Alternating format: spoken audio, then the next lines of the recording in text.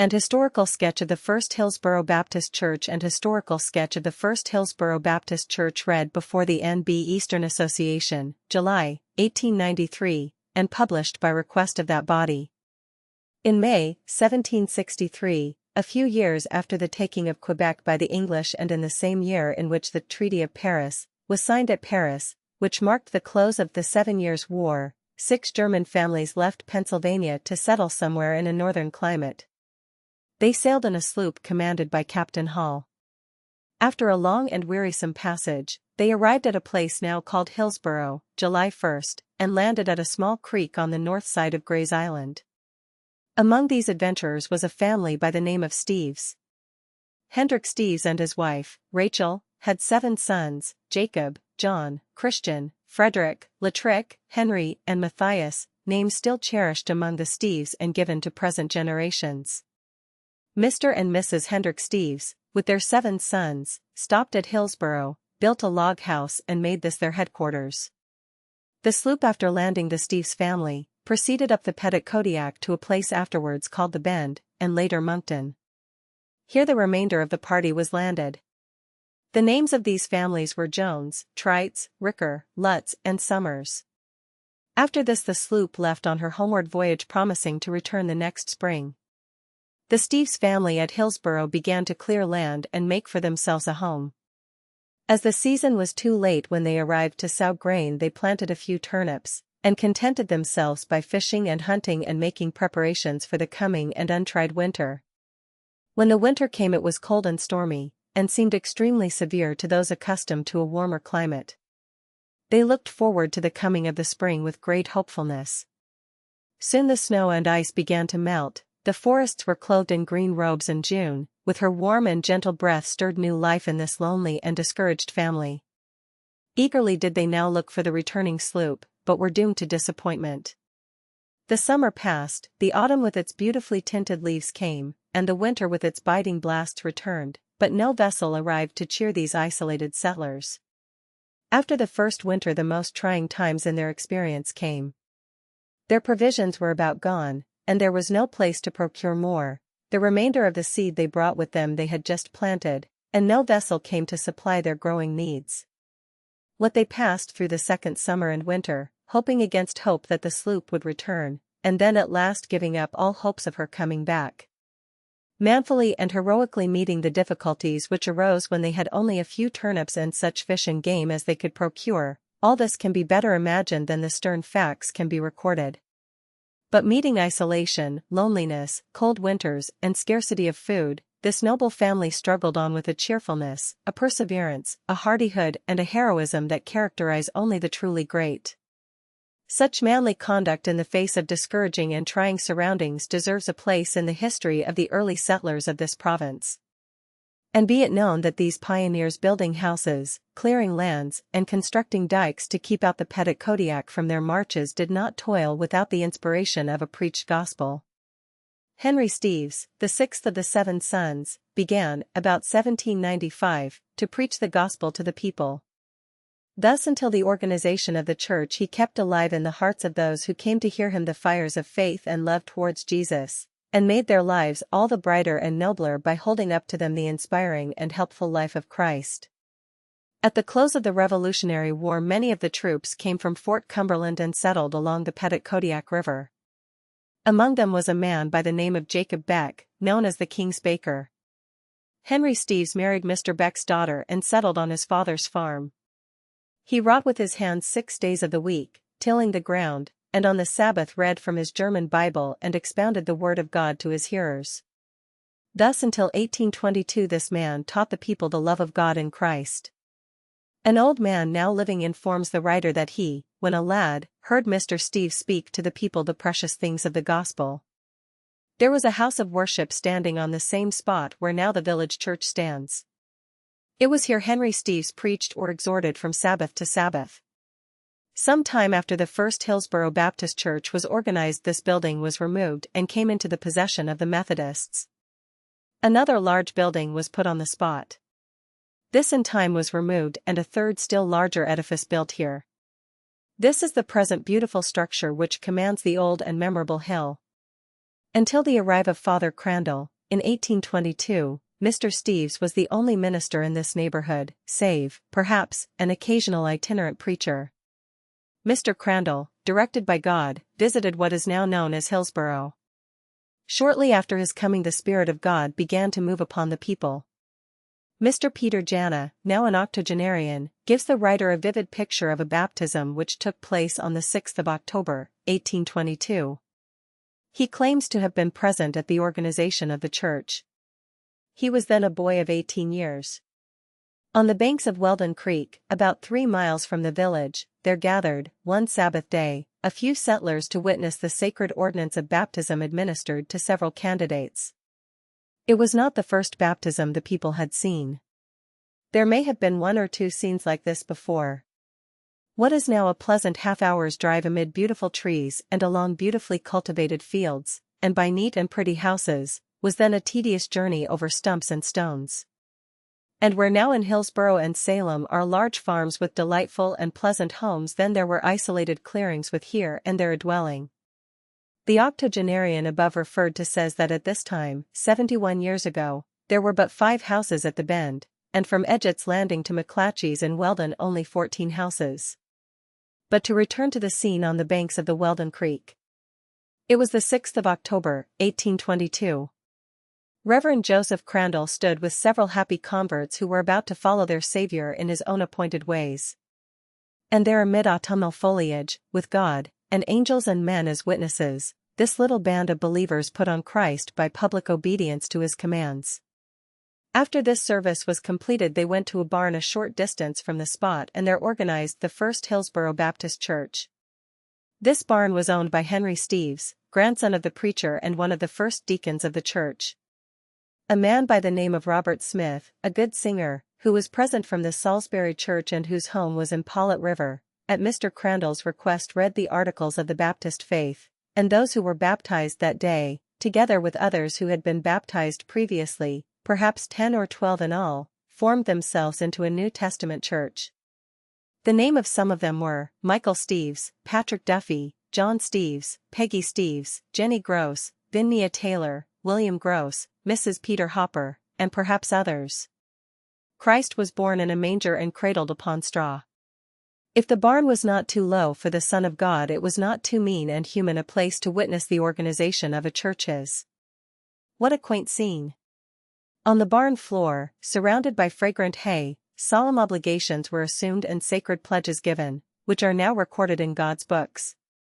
One can imagine the love and affection which bound together that little band of pioneer men and women, who could conquer the wild forests and compel the earth to yield her increase, all the more heroically and successfully by cherishing in their hearts the religion of Christ and maintaining a visible church of our Redeemer in their midst. To the unconcerned this must have appeared as a delicate plant soon to wither and die, but the sturdy nature of the pioneer was in the organization, and it soon proved itself to be no reed shaken in the wind, for toward Christmas this little band had grown to 77, 37 of these bearing the name of Steeves. It is but fair to state that no church record has been preserved with reference to the place of the organization of the church, and that some of the members hold that the tradition I have described and verified from the memory of an old man is incorrect. Those who do not think the church was organized at Salem believe the organization took place in the village in the first building standing where now the village church stands. The writer has presented what he believes to be the facts. It is recorded that an association was held with this church the next summer after its organization, i.e., in 1823. In 1824 one of the member, James Wallace, was licensed to preach. He had to improve his talents without the aid of schools and colleges and with but a few books. Towards the close of 1834 there seemed to be a subsiding of the first enthusiasm. Doubtless the truth was penetrating beneath the surface, affecting a work of which they were hardly conscious. Memory says that the first deacons were Henry Steeves, David Steeves, and Elijah Milton. Joseph Steeves was clerk in 1824, and Isaac Gross was appointed to that office in 1832. In 1834 Reverend William Sears became pastor of the church, giving 3/4 of his time. He had preached to the people before, but now became their regular pastor. From 1834 to 1838 no remarkable events occurred, but the work of God continued. Members were received and baptized, not many at a time, but a few frequently.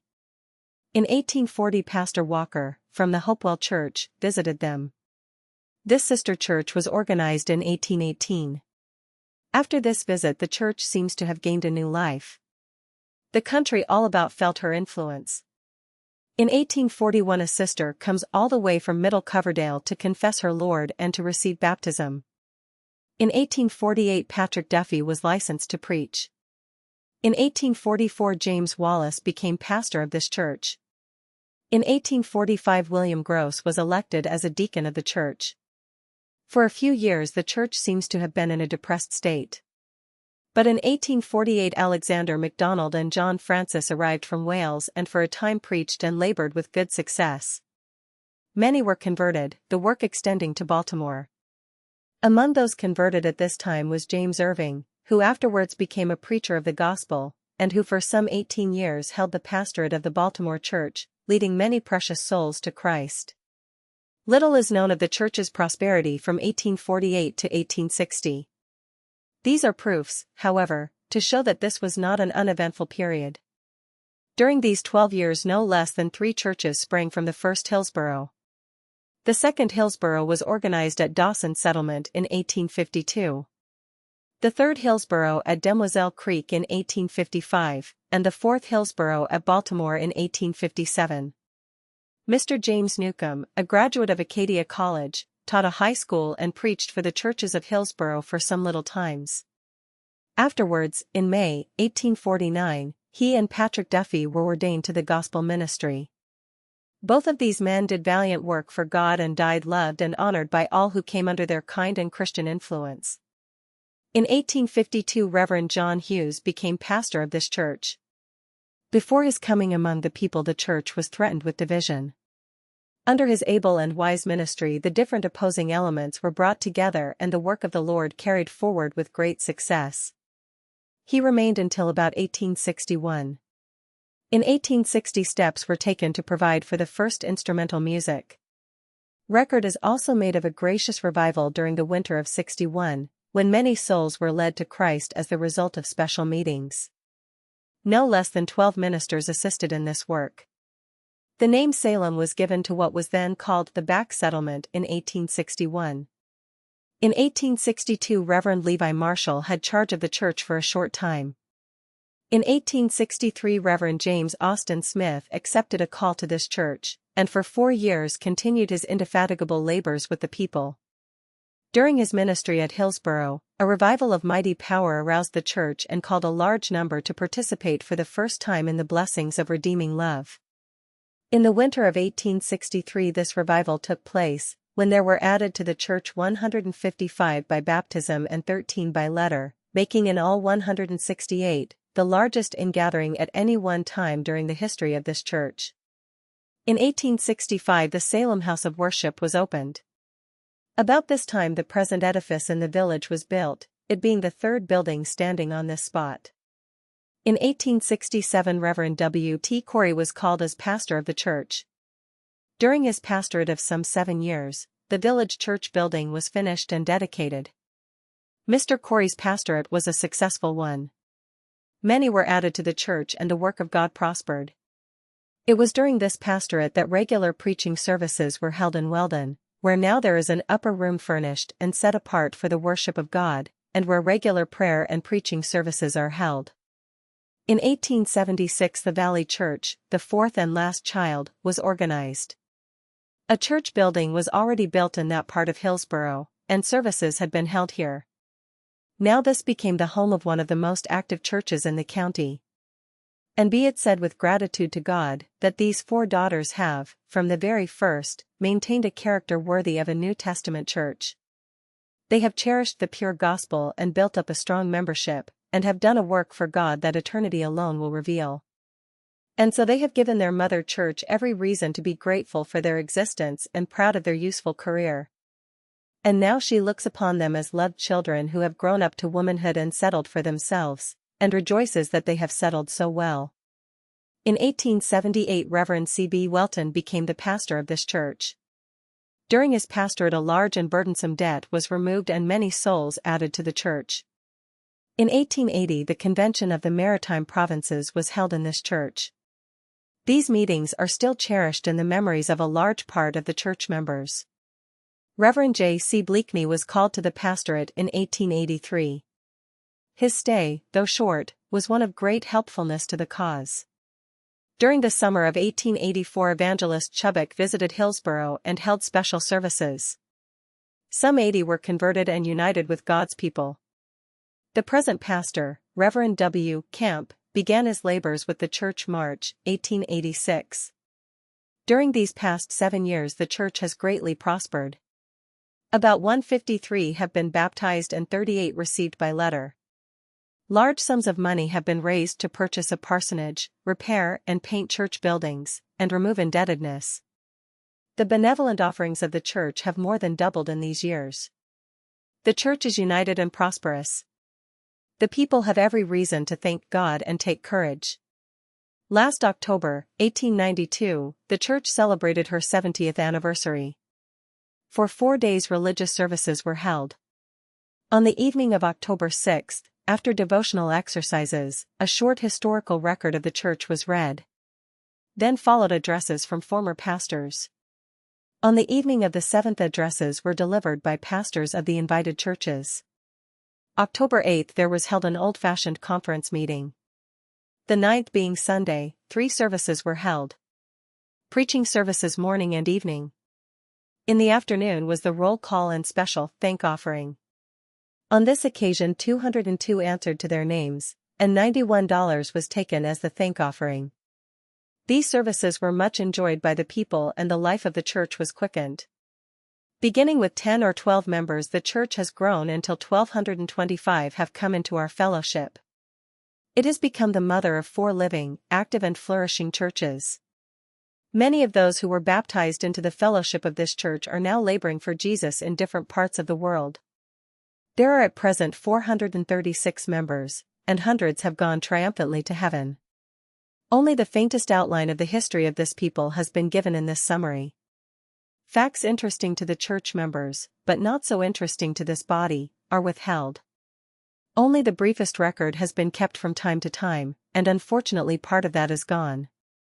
But from what facts are available and from what memory can furnish, we have many reasons for believing that the First Hillsboro Baptist Church has done a great and good work for God and perishing souls. Only eternity can reveal all that has been accomplished. What inspiration is afforded by the study of the history of God's people. How we see His hand in all the years moving, guiding, and overruling all things to His glory and for the good of His people. What an inspiration to every church to make a good record, to live in harmony, fellowship, and love. And what an inspiration to every member to live for the glory of Christ and the highest good of one another. To the church and to the members of the church, God is calling all generations for earnest, God-fearing, consecrated and holy living. End of the Project Gutenberg ebook and historical sketch of the First Hillsboro Baptist Church. Updated editions will replace the previous one, the old editions will be renamed. Creating the works from print editions not protected by U.S. copyright law means that no one owns a United States copyright in these works, so the foundation, and you, can copy and distribute it in the United States without permission and without paying copyright royalties. Special rules, set forth in the general terms of use part of this license, apply to copying and distributing Project Gutenberg electronic works to protect the Project Gutenberg concept and trademark. Project Gutenberg is a registered trademark, and may not be used if you charge for an ebook, except by following the terms of the trademark license, including paying royalties for use of the Project Gutenberg trademark. If you do not charge anything for copies of this ebook, complying with the trademark license is very easy. You may use this ebook for nearly any purpose, such as creation of derivative works, reports, performances, and research. Project Gutenberg ebooks may be modified and printed and given away. You may do practically anything in the United States with ebooks not protected by U.S. copyright law. Redistribution is subject to the trademark license, especially commercial redistribution. Start. Full license. The full Project Gutenberg license. Please read this before you distribute or use this work to protect the Project Gutenberg mission of promoting the free distribution of electronic works, by using or distributing this work, or any other work associated in any way with the phrase Project Gutenberg. You agree to comply with all the terms of the full Project Gutenberg license available with this file or online at www.gutenberg.org/license. Section 1. General Terms of Use and Redistributing Project Gutenberg Electronic Works 1.a. By reading or using any part of this Project Gutenberg electronic work, you indicate that you have read, understand, agree to and accept all the terms of this license and intellectual property, trademark/copyright, agreement. If you do not agree to abide by all the terms of this agreement, you must cease using and return or destroy all copies of Project Gutenberg electronic works in your possession. If you paid a fee for obtaining a copy of or access to a Project Gutenberg electronic work and you do not agree to be bound by the terms of this agreement, you may obtain a refund from the person or entity to whom you paid the fee as set forth in paragraph 1.e.8. 1.b. Project Gutenberg is a registered trademark. It may only be used on or associated in any way with an electronic work by people who agree to be bound by the terms of this agreement. There are a few things that you can do with most Project Gutenberg electronic works even without complying with the full terms of this agreement. See paragraph 1.c below. There are a lot of things you can do with Project Gutenberg electronic works if you follow the terms of this agreement and help preserve free future access to Project Gutenberg electronic works. See paragraph 1.e below. 1.c. The Project Gutenberg Literary Archive Foundation, the Foundation or PGLAF, owns a compilation copyright in the collection of Project Gutenberg electronic works. Nearly all the individual works in the collection are in the public domain in the United States. If an individual work is unprotected by copyright law in the United States and you are located in the United States, we do not claim a right to prevent you from copying, distributing, performing, displaying or creating derivative works based on the work as long as all references to Project Gutenberg are removed. Of course, we hope that you will support the Project Gutenberg mission of promoting free access to electronic works by freely sharing Project Gutenberg works in compliance with the terms of this agreement for keeping the Project Gutenberg name associated with the work. You can easily comply with the terms of this agreement by keeping this work in the same format with its attached full Project Gutenberg license when you share it without charge with others. 1.d. The copyright laws of the place where you are located also govern what you can do with this work. Copyright laws in most countries are in a constant state of change. If you are outside the United States, check the laws of your country in addition to the terms of this agreement before downloading, copying, displaying, performing, distributing or creating derivative works based on this work or any other Project Gutenberg work. The Foundation makes no representations concerning the copyright status of any work in any country other than the United States. 1.e. Unless you have removed all references to Project Gutenberg, 1.e.1. The following sentence, with active links to, or other immediate access to, the full Project Gutenberg license must appear prominently whenever any copy of a Project Gutenberg work, any work on which the phrase Project Gutenberg appears, or with which the phrase Project Gutenberg is associated, is accessed, displayed, performed, viewed, copied or distributed. This ebook is for the use of anyone anywhere in the United States and most other parts of the world at no cost and with almost no restrictions whatsoever. You may copy it, give it away or reuse it under the terms of the Project Gutenberg license included with this ebook or online at www.gutenberg.org. If you are not located in the United States, you will have to check the laws of the country where you are located before using this ebook. 1.e.2. If an individual Project Gutenberg electronic work is derived from texts not protected by U.S. copyright law, does not contain a notice indicating that it is posted with permission of the copyright holder, the work can be copied and distributed to anyone in the United States without paying any fees or charges. If you are redistributing or providing access to a work with the phrase Project Gutenberg associated with or appearing on the work, you must comply either with the requirements of paragraphs 1.e.1 through 1.e.7 or obtain permission for the use of the work and the Project Gutenberg trademark as set forth in paragraphs 1.e.8 or 1.e.9. 1.e.3. If an individual Project Gutenberg electronic work is posted with the permission of the copyright holder, your use and distribution must comply with both paragraphs 1.1 through 1.7 and any additional terms imposed by the copyright holder. Additional terms will be linked to the Project Gutenberg license for all works posted with the permission of the copyright holder found at the beginning of this work. 1.4. Do not unlink or detach or remove the full Project Gutenberg license terms from this work, or any files containing a part of this work or any other work associated with Project Gutenberg. 1.5. Do not copy, display, perform, distribute or redistribute this electronic work, or any part of this electronic work, without prominently displaying the sentence set forth in paragraph 1.1 with active links or immediate access to the full terms of the Project Gutenberg license. 1.6. You may convert to and distribute this work in any binary, compressed, marked up, non-proprietary or proprietary form, including any word processing or hypertext form.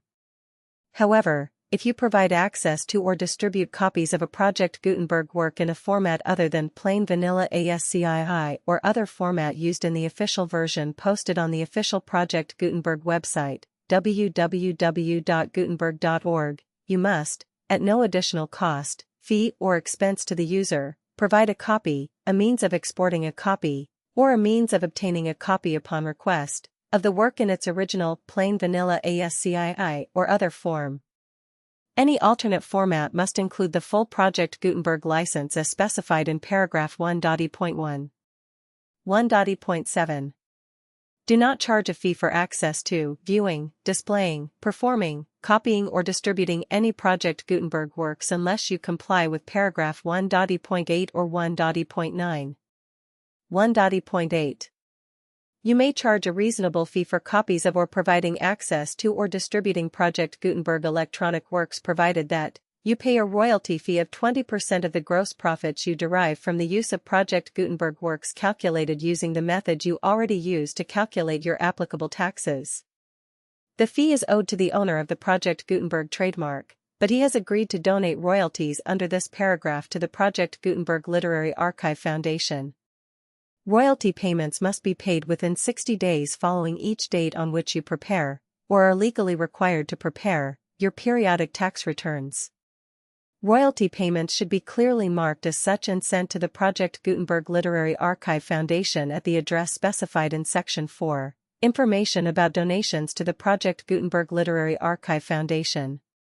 You provide a full refund of any money paid by a user who notifies you in writing, or by email, within 30 days of receipt that he does not agree to the terms of the full Project Gutenberg license. You must require such a user to return or destroy all copies of the works possessed in a physical medium and discontinue all use of and all access to other copies of Project Gutenberg works. You provide, in accordance with paragraph 1.f.3, a full refund of any money paid for a work or a replacement copy, if a defect in the electronic work is discovered and reported to you within 90 days of receipt of the work. You comply with all other terms of this agreement for free distribution of Project Gutenberg works. 1.9. If you wish to charge a fee or distribute a Project Gutenberg electronic work or group of works on different terms than are set forth in this agreement, you must obtain permission in writing from the Project Gutenberg Literary Archive Foundation, the manager of the Project Gutenberg trademark. Contact the Foundation as set forth in Section 3 below. 1.f.1. Project Gutenberg volunteers and employees expend considerable effort to identify, do copyright research on, transcribe and proofread works not protected by U.S. copyright law in creating the Project Gutenberg collection. Despite these efforts, Project Gutenberg electronic works, and the medium on which they may be stored, may contain defects, such as, but not limited to, incomplete, inaccurate or corrupt data, transcription errors, a copyright or other intellectual property infringement, a defective or damaged